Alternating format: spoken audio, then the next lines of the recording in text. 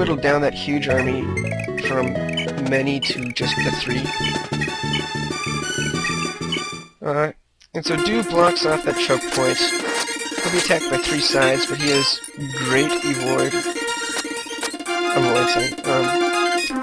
And as I mentioned before, a lot of enemies, even if Litter can counter them, do seem to prioritize him. We just saw that there. That may have saved Ozzel, but it also meant that they didn't get any chance to earn additional enemy phase experience.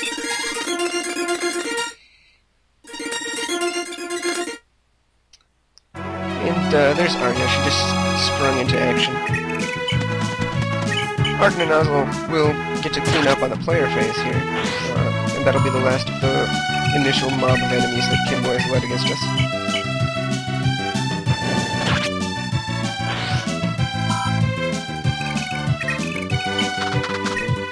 And then, this is the first instance of what's exploiting the hand axe potential here.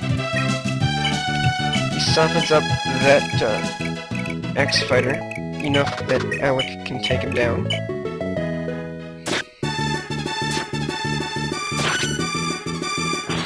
Which is useful. And his positioning is also better than if he were to have to come in from the top and use his Iron Axe. So this leaves him closer to the next castle, where they'll need to be heading after this turn, actually. So you'll notice that at this point, Dude does crap for damage.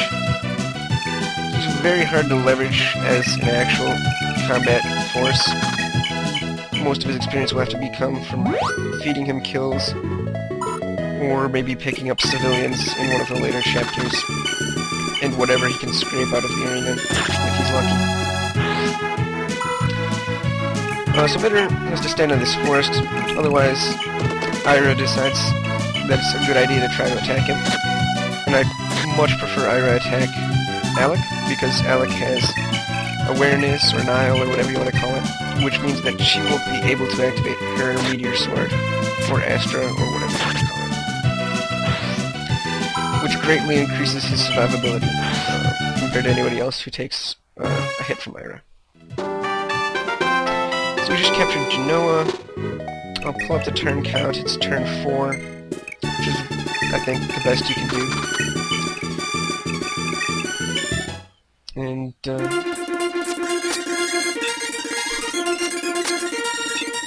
And we just have more of these barbarians milling around by Do over there.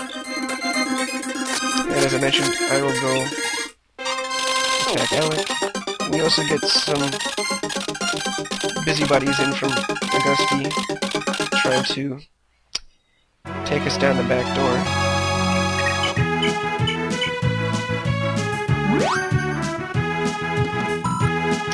So after seizing Genoa, this option to talk with Do and Idean comes up. He gives her a warp staff. It's infinitely useful. Then we go ahead and we recruit Ira. And then we just start to march our men westwards. Everybody comes along.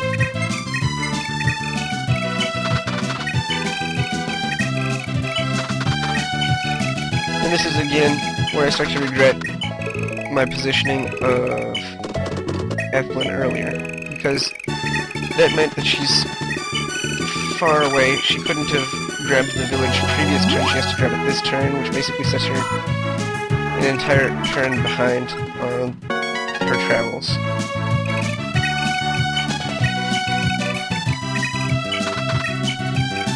But in the end, it's not so bad. It's just kind of a, well, I maybe could have done that better. So Do has a sword skill, which lets him recover pitiful amounts of health. You rarely see it actually be of use. He's still going to need healing from Idean because he can't take another hit. But now, our good buddy Eltishin comes out with his Cross Knights, and he's got our back. So he's going to just mess up Elliot's forces for us, so that we don't have to worry about him conquering our home castle. Which is great, because I didn't leave any behind.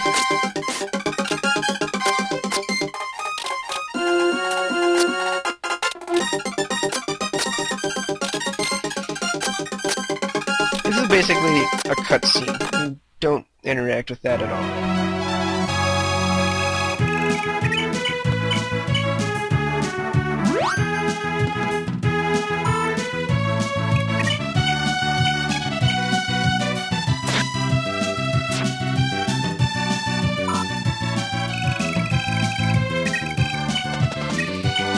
So then it's more just low enemy density here.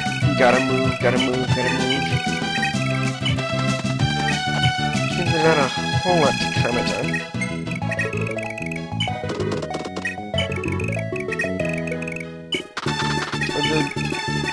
I do set up a formation here designed to draw some of the enemies away from Doo's group and get some headway. So Noish and Lex will take some attacks on the enemy phase here, and then I'll bust through and begin to leverage my full might next turn.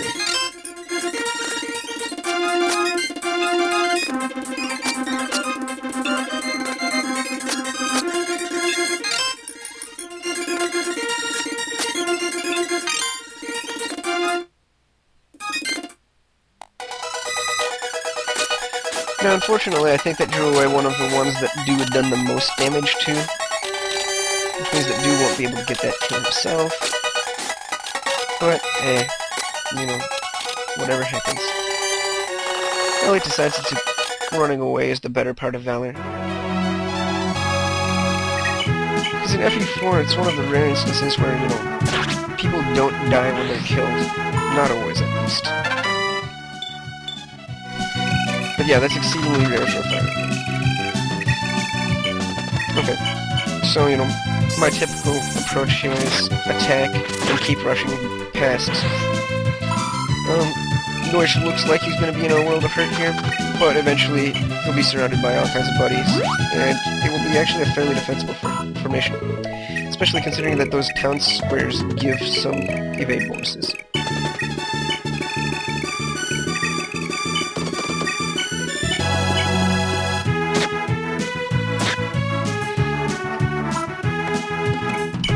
Basically just sending lightnings in. Lex uses the hand axe here. 2 hand axes from Lex and 2 hits from Doo is actually enough to completely take care of that barbarian. Which means that Doo will actually get that kill in the future.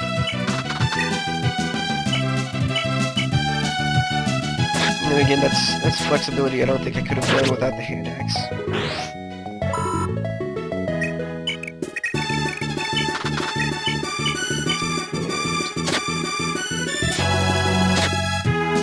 Comes along, weakens the captain, stands on the village chunk. Midu grabs the captain kill. Now I didn't actually bother to check how many authority stars that guy had, but with the captain out of the way, the rest of the barbarians are like no threat whatsoever.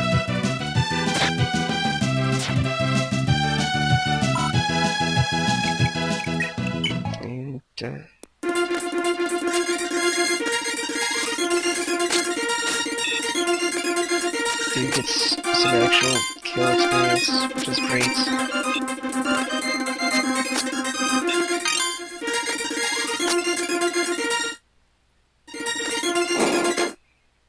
And we press on work.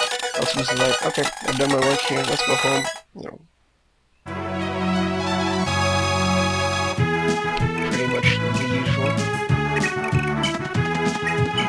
Now here, I wasn't sure. I didn't feel like counting, and I'm like, well, I'll just test which way is faster. So I sent Arden south and Oslo west, and Arden completely wins, so it's not like their activities have any bearing on anything.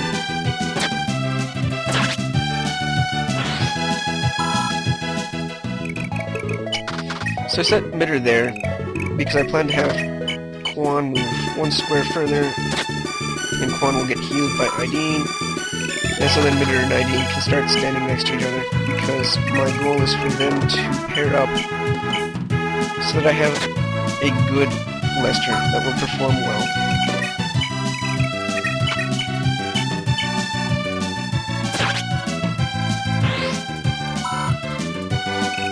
I sent Noish over there, which is actually slightly risky. I mean, he's got Weapon Triangle over all of the Axe people, so he should dodge most of them. Although, in the end, he does get hit by one of them. So, in exchange, he has to dodge one of the archers. Noish actually has fairly decent defense, and I wasn't too concerned, although maybe I should have been. In the end, it works out.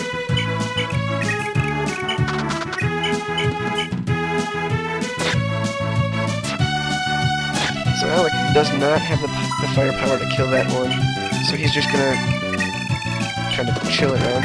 I think he actually survives till the end.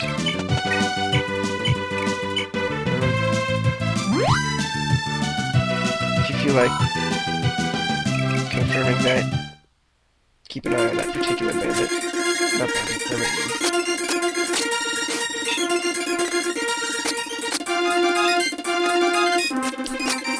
Anyway, yeah, I figured with Weapon Triangle advantage and some Sigurd authority backup, Noish would be pretty good.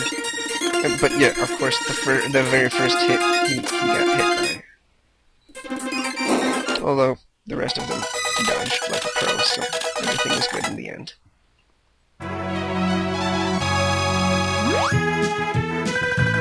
So Finn healed up on the church there. I've noticed that I like to put Finn on the church. It's just kind of, he seems like a natural candidate for it. Lex gets healed up here by Eden, 10, I don't even know. Pronounce it how you like. Midder then kills this archer, takes its spot, and has the love point boosting conversation with her.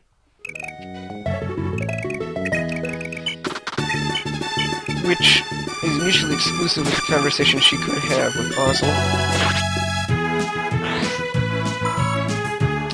But Ozzel is perhaps not the best choice, especially for ranked.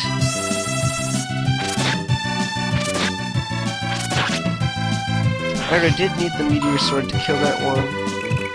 Without activating Astra, the archer would still be alive, and I would have had to kill the archer with somebody else. Because the archer being left alive would be bad for Aideen's health. I'm fine leaving her with one opening for a barbarian to come and perhaps try to get a hit on her. But if that were teamed up with the archer, I wouldn't have been able to do that. Noish weakens that up so that Duke can swoop in and get the kill, and then he gets right in Ethel's range for some much needed healing.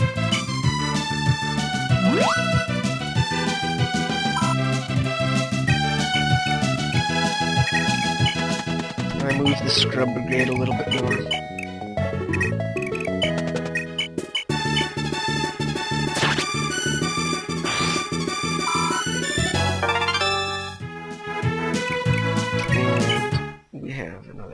Here. Yeah, since Dude gets hit, everybody else magnets to him, although they probably would have anyway. Except this one last barbarian who decides, you know, the woman's a good target. But he misses anyway.